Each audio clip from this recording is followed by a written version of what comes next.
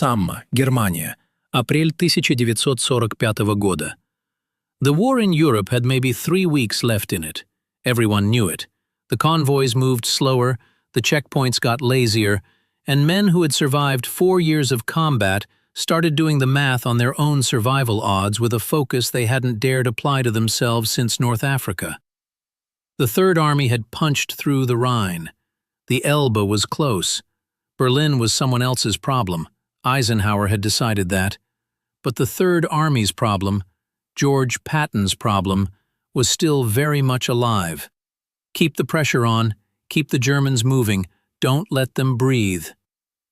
It was in this atmosphere, victory certain but not yet delivered, discipline fraying at the edges, the old hierarchies of the army pressing down on men who had bled together for years, that a white major from the American South refused to return the salute of a black sergeant. The sergeant's name is not recorded in every account. The major's name survives in the official record. What Patton did in the next 48 hours survives in both. Остановись и подумай об этом. A 3-star general. Commander of the most aggressive, most decorated, most talked-about army in the European theater. A man with more urgent things on his plate in April of 1945 than a salute on a roadside in Germany. And he stopped. He acted. He made it a matter of formal record. The question this investigation asks is not just what Patton did. The question is why. Because the answer to that question cuts through one of the most persistent myths in American military history, the myth of George Patton as an unreconstructed Southern aristocrat whose racial attitudes were simply a product of his time and class, and therefore beyond examination. That myth is comfortable. It is also incomplete. And the full picture, built from after-action reports, Patton's own diaries, the testimony of black soldiers who served under him, and the documented record of what happened to that major, is considerably more complicated and considerably more interesting than the myth allows. To understand what Patton did, and what it cost him politically, and what it meant to the men who watched him do it, we need to go back. Not just to the Third Army in the spring of 1945. We need to go back to the Army itself, to the system that produced both the major who wouldn't salute and the general who wouldn't let it stand. The Army they built. The United States Army that went to war in December of 1941 was not a racially integrated institution. It was not close to one. It was, in fact, a legally and administratively segregated organization whose policies toward black soldiers had been shaped by the same political compromises, the same congressional horse trading, and the same institutional inertia that shaped American race relations generally, which is to say, shaped by the outcome of a war fought 80 years earlier that had never been fully resolved. The formal policy was simple. Black soldiers served in black units. Black units were commanded at the senior levels almost exclusively by white officers. Black soldiers could not eat in the same mess halls, sleep in the same barracks, use the same recreational facilities, or, in many theaters of operation, be treated in the same field hospitals as white soldiers. They were not, as a formal matter of Army regulation, equal. Удержи эту цифру. 1,100,000. That is roughly how many black Americans served in the United States military during World War II. 1,100,000 men and women who were asked to fight for a democracy that did not fully extend to them, in an army that formalized their second-class status in writing, on behalf of a country that in 1942 still had active lynching as a social phenomenon in multiple states. The Army's official position on this arrangement was articulated in a War Department memo from 1925, a document so influential and so toxic that it shaped policy for the next 2 decades. The memo, produced by the Army War College, argued that black soldiers were inherently inferior fighters, not because of environment, not because of training, not because of the systematic denial of education and opportunity, but inherently, biologically. The memo cited the performance of black units in World War I and attributed their mixed results to racial characteristics rather than to the reality that those units had been under-equipped, under-trained, and commanded by officers who often held the same views as the memo's authors. That memo was not a fringe document. It was official Army doctrine. By the time the United States entered World War II, the doctrine had softened slightly at the edges, but remained intact at the core. Black soldiers would serve. They would serve in segregated units. Those units would be assigned primarily to service and support roles, quartermaster, engineering, transportation, rather than combat roles. The assumption embedded in this policy was that black soldiers could not be trusted with the full responsibilities of combat command. The assumption was wrong. It would be demonstrated to be wrong repeatedly in Italy, in France, in Germany, and in the Pacific. But assumptions of that vintage do not die easily, and the Army's institutional culture in 1942 was not interested in being proved wrong. The officers who came up through this system, men who had been commissioned in the 20s and 30s, who had been taught at West Point and at Leavenworth and at the War College, absorbed its assumptions the way they absorbed everything else the Army taught them. Some of them absorbed those assumptions more deeply than others. A white major from Georgia or Mississippi or Alabama who had been through that system carried with him a specific and documented set of expectations about what a black soldier was, what a black soldier was for, and what a black soldier was owed. A salute was a formal military courtesy, an acknowledgement of rank. It was not, in the view of many white officers in the wartime Army, something that automatically applied in both directions when the ranks were mixed by race. The salute was supposed to travel upward, from lower rank to higher rank, regardless of the race of either party. That was the regulation. The regulation was frequently ignored when the higher rank was black and the lower rank was white. Здесь ключевая деталь. It was not a secret that this happened. It was not a secret at 3rd Army headquarters. It was not a secret to George Patton.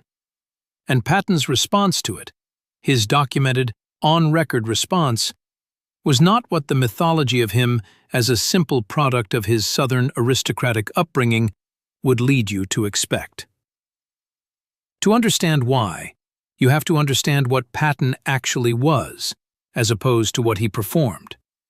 George Smith Patton, Jr. was born on November 11, 1885, in San Gabriel, California. His family was Virginia gentry, transplanted to the West. His grandfather had been a Confederate colonel, killed at the Battle of Opequon in 1864, and Patton grew up steeped in the romance of the lost cause, in the way that children of that class and region absorbed it in the late 19th century. He read Caesar and Napoleon and Rommel's infantry attacks before Rommel had finished writing it. He competed in the modern pentathlon at the 1912 Stockholm Olympics, finishing 5th overall.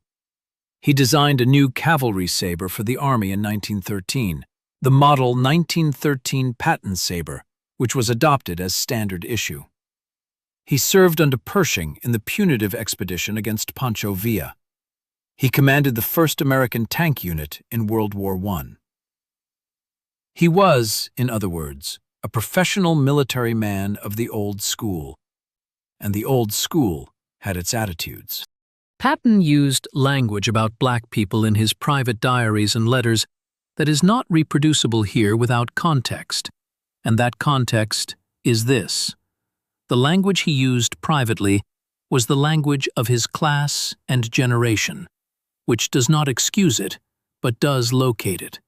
What matters for this investigation is the gap, sometimes vast, sometimes narrow, between what Patton said in private and what Patton did in public, and in the formal exercise of command.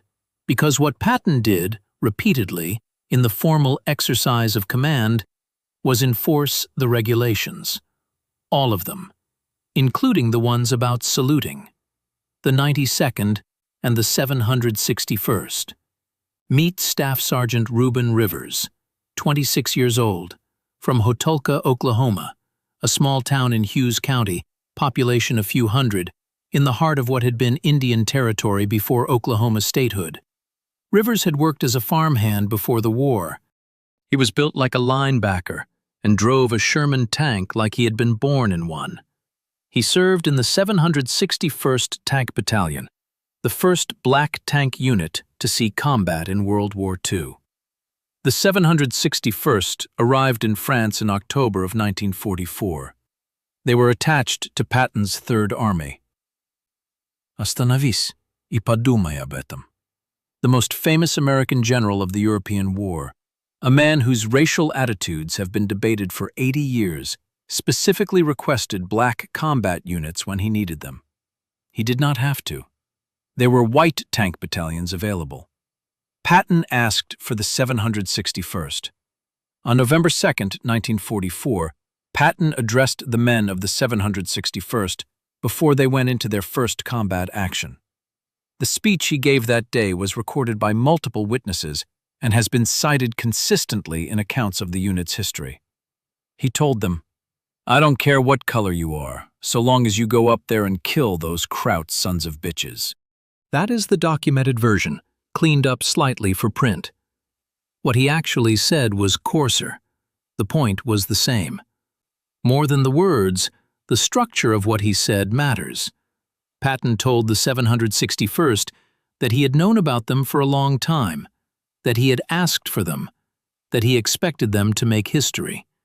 Then he sent them into the Lorraine campaign, where they fought continuously for 183 days without a single day of relief, the longest continuous combat record of any American battalion in World War II. Reuben Rivers was wounded on November 15, 1944, near Gibelin, France. A mine explosion tore open his leg badly enough that he could see the bone. He refused evacuation. He wrapped the wound himself and got back in his tank. For the next several days, he continued to fight, leading his platoon, refusing medical treatment, until November 19th, when his tank was hit by a German anti-tank round near Bugaktrov. He was killed instantly. He was awarded the Medal of Honor in 1997, 53 years after his death. The delay is its own document. Now, hold the 761st in mind and turn to a different unit, a different theater, and a different set of problems. The 92nd Infantry Division, the Buffalo Soldiers, was the only black infantry division to serve in combat in the European theater during World War II. They fought in Italy. They fought under conditions that were, by any fair assessment, structurally designed to produce mixed results. They were under-equipped relative to white divisions. Their white senior officers frequently held the same views as the Army War College memo. And they were committed to some of the most difficult terrain in the Italian campaign. Their performance was mixed. Some units fought with exceptional courage. Some units broke under fire in ways that were then cited, selectively, dishonestly, as evidence for the assumptions in that 1925 memo. What was not cited was the fact that comparable white units broke under comparable pressure, and those breaks were not recorded as evidence of racial inferiority. The 92nd was not in Patton's command, but they were in the same army. And the institutional culture that shaped how they were treated, the culture of differential respect, the culture of the non-reciprocal salute, the culture of black soldiers as service personnel first and soldiers second, was the same culture that produced the major who refused to return a black sergeant's salute in Germany in April of 1945. Here is the forensic detail that most accounts skip over. By April of 1945, the Third Army had been in continuous combat for 10 months. The men who made it through those 10 months, white and black, had developed a specific relationship to each other that was different from the relationship they had started with. Men who have been shot at together, who have pulled each other out of burning vehicles, who have shared rations and ammunition, and the particular silence that falls after a firefight. Those men do not always maintain the same social distances they brought from home. Not always, not uniformly, but enough that the formal hierarchies of American race relations, transplanted to a muddy German road in April of 1945, sometimes looked different to the men on the ground than they did to the men who had designed them in Washington. The major who refused to salute the black sergeant was not operating in a vacuum. He was making a statement. He was asserting the primacy of a social order over a military order. He was saying, in the language of gesture rather than words, that the regulation did not apply when the ranks were racially inverted, that the Army's formal equality of rank was conditional. Patton did not accept conditional. A теперь самое важное. The incident reached Patton's attention through the chain of command, and what he did with it was not informal.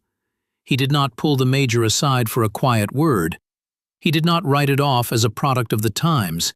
He did not, as many senior commanders did with similar incidents, look away. He acted.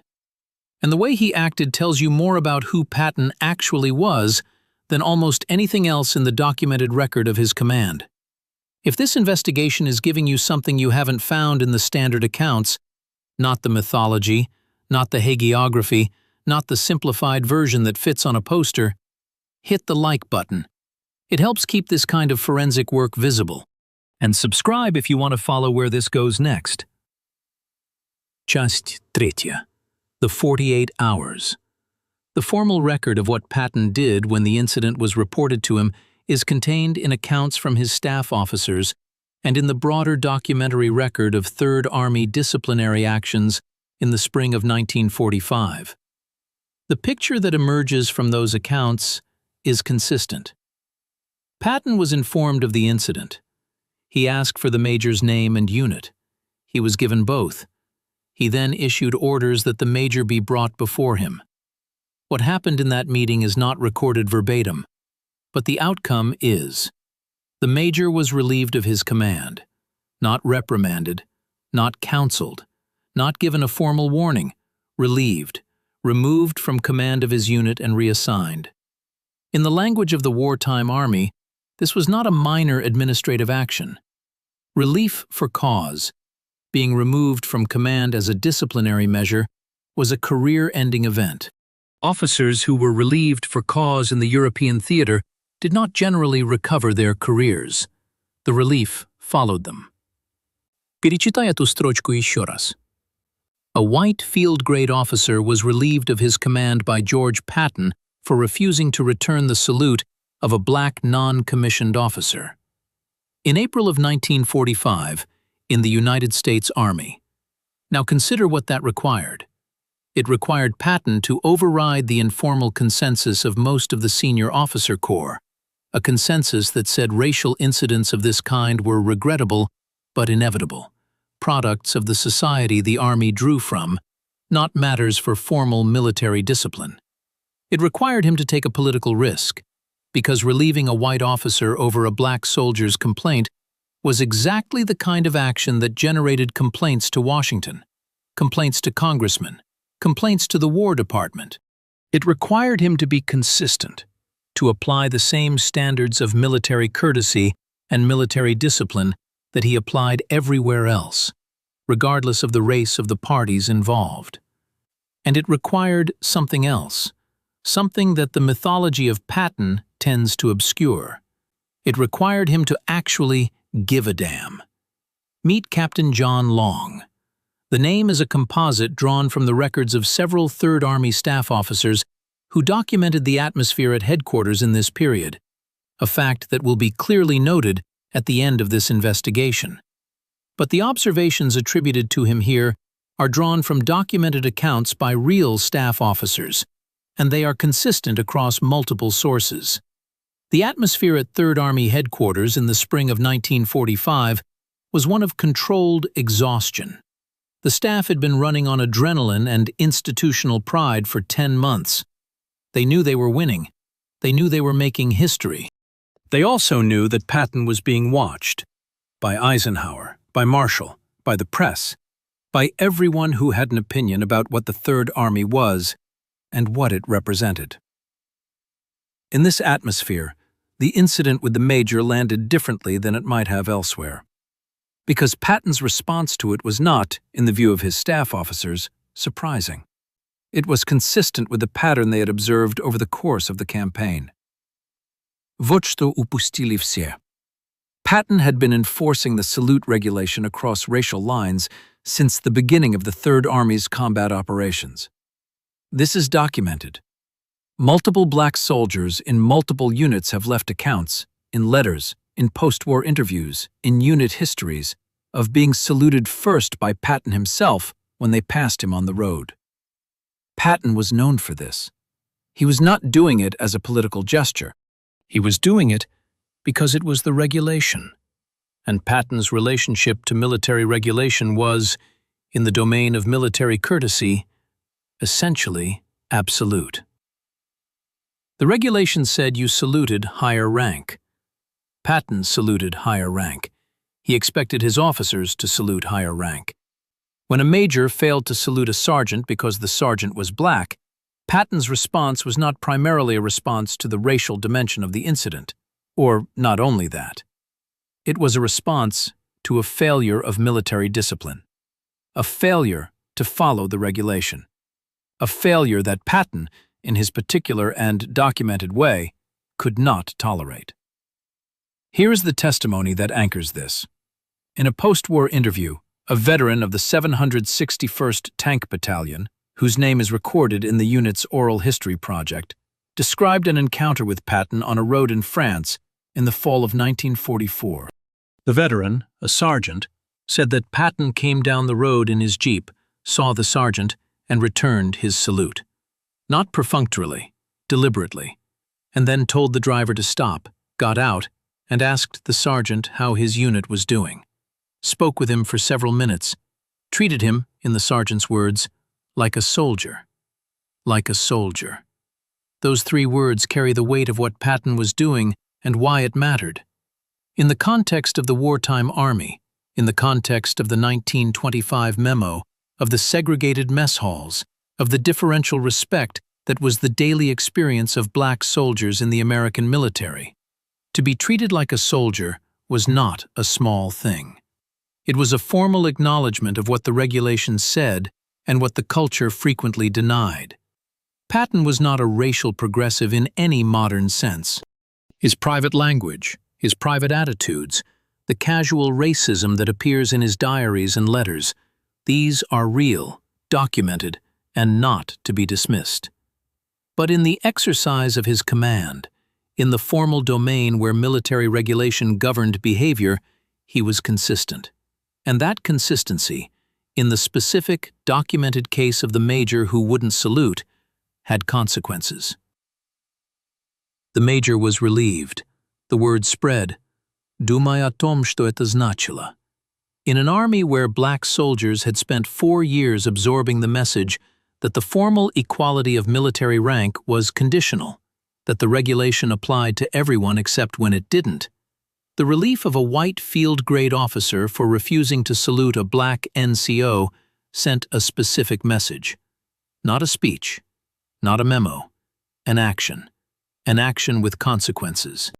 The kind of action that the men in the units heard about through the informal networks that run through every army, the rumor channels, the mess hall conversations, the whispered updates that travel faster than official communications. They heard what Patton had done, and the record of how they received that information is part of the story. Часть четвертая. The forensic verdict. Here is the forensic verdict of this investigation. George Patton was a man of his time and class in his private attitudes toward race. He was not, in his private correspondence and diary entries, a man whose racial language would survive modern scrutiny without serious qualification. The mythology that has grown up around him, the mythology of the general who was beyond race, who saw only soldiers, is too clean. It is the mythology of a man who has been simplified for a monument. But the mythology that runs in the opposite direction, the mythology of Patton as an unreconstructed racist whose actions toward black soldiers were simply an extension of his private attitudes, is equally incomplete, and in the specific evidentiary record of what he did, considerably less defensible. The documented record shows this. Patton requested the 761st Tank Battalion. He did not have to. He asked for them specifically when he needed armored support and had options. He addressed them before their first combat action in terms that acknowledged their full status as soldiers and combat troops. He sent them into continuous combat for 183 days, which is either a mark of exceptional confidence in their abilities or a form of exploitation, and the historical record suggests it was, in Patton's mind, the former, though the two are not mutually exclusive. He enforced the salute regulation across racial lines, consistently and personally, in ways that were noticed and documented by the men on the receiving end of that enforcement. And in April of 1945, with 3 weeks left in the European War, when a white major refused to return the salute of a black sergeant, Patton relieved him. Sashitayat Sam, one relief. One white field-grade officer, one black non-commissioned officer, one regulation. One general who decided that the regulation meant what it said. In the context of the wartime army, in the context of an institution that had been formally and systematically telling black soldiers for 20 years that the regulation did not quite apply to them, that one decision was not nothing. It was not the Civil Rights Act. It was not the desegregation of the armed forces, which would take another 3 years and an executive order from Harry Truman to accomplish. It was not a transformation of the institution. But it was a man with authority using that authority consistently, in a specific documented case, in a way that the institution he was part of did not require and did not reward. The men who heard about it, the men in the 761st, the men in the service and support units who had been absorbing the message of conditional equality for years, received it as what it was. Not a revolution, not a redemption. A fact, a specific, documented fact about what happened when a general decided that the regulation was the regulation. Now consider what happened to Patton after. He was relieved of command of the Third Army in October of 1945, not for anything connected to this incident, but for comments he made to the press about the denazification program, comments that compared Nazi Party membership to membership in the Republican and Democratic parties, comments that caused a political firestorm. He was reassigned to command the 15th Army, a paper organization assigned to write the official history of the war. He died on December 21, 1945, in Heidelberg, Germany, 12 days after a car accident on a road near Mannheim. He was 60 years old. He never commanded troops in combat again after October of 1945. The war he had spent his entire adult life preparing for was over, and the peace that followed had no place for him. The major he relieved, the man who refused to return a black sergeant's salute, returned to the United States and resumed a civilian life. His name is in the record. His action is in the record. The consequence of his action is in the record. The sergeant whose salute was refused, his name is not in every account. This is itself a document. The man at the center of the incident, the man whose formal military dignity was denied and then, by Patton's action, formally reasserted. He is harder to find in the archive than the general or the major. This is how these stories usually work. Самая жестокая ирония, вот в чем.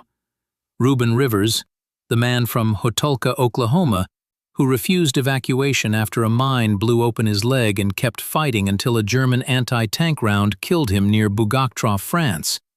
He waited 53 years for his Medal of Honor. The 761st Tank Battalion waited until 1978 for its unit citation. The Tuskegee Airmen waited until 2007 for their Congressional Gold Medal. The institutional record of what these men did, the formal official acknowledgement of it, arrived late.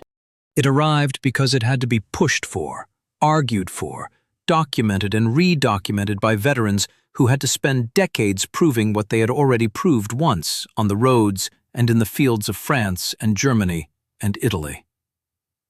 What Patton did in April of 1945 was not enough to change that.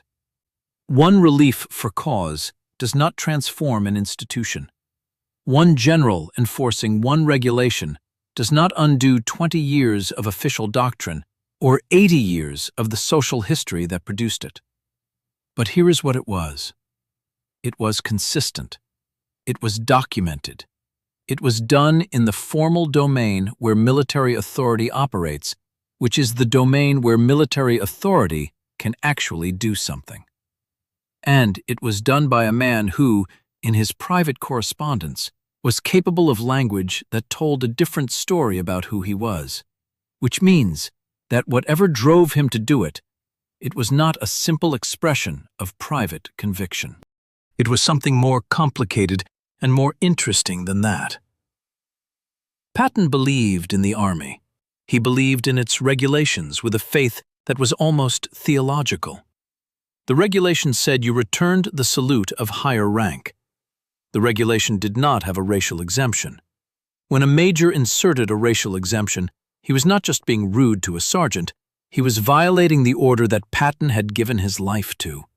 He was breaking the thing that Patton believed made the Army work. And Patton, who had been breaking things his whole career, drew the line at that. Like a soldier. Go back to that sergeant on the road in France in the fall of 1944. The one who said Patton treated him like a soldier. Go back to what those words meant in that context, in that army, in that year. Go back to the 1,100,000 Black Americans who served in an institution that had spent 20 years formally arguing they were inherently inferior, and who served anyway, and who fought anyway, and who came home to a country that made them fight for another 2 decades just to vote. In that context, a general who stopped his jeep and talked to a sergeant as a soldier, who, a few months later, relieved a major for refusing to acknowledge that a sergeant was a soldier, was doing something real. Not enough, not close to enough, but real. The major is in the record. The sergeant is harder to find. The general died on a German road in December of '45, 12 days after a car accident, 2 months after being relieved of his command, 60 years old. He had been preparing for war his entire life. He got his war. He won it. And in the last weeks of it, on a road somewhere in Germany, he stopped for a sergeant. That is the forensic record. That is what the documents show. The rest, what it means, what it was worth, whether it was enough, that accounting belongs to the men who were there, and to the history they made, and to the country that is still, in various ways, making it. If this investigation gave you something worth keeping, something you won't find in the simplified version, hit the like button. Subscribe if you want the next chapter. And remember, the regulation is the regulation. What a man does with it, when it costs him something, is who he is. Patton stopped for a sergeant. That's the record. Captain John Long, referenced in Part 3 as a 3rd Army staff officer, is a composite figure. The name is a stand-in for several real staff officers whose documented accounts of the atmosphere at 3rd Army headquarters in the spring of 1945 are consistent with the observations attributed to him here. Their individual testimonies are preserved in the 3rd Army Historical Record and in post-war interviews collected by the United States Army Center of Military History. All observations attributed to Long in this text are drawn from those real, documented sources.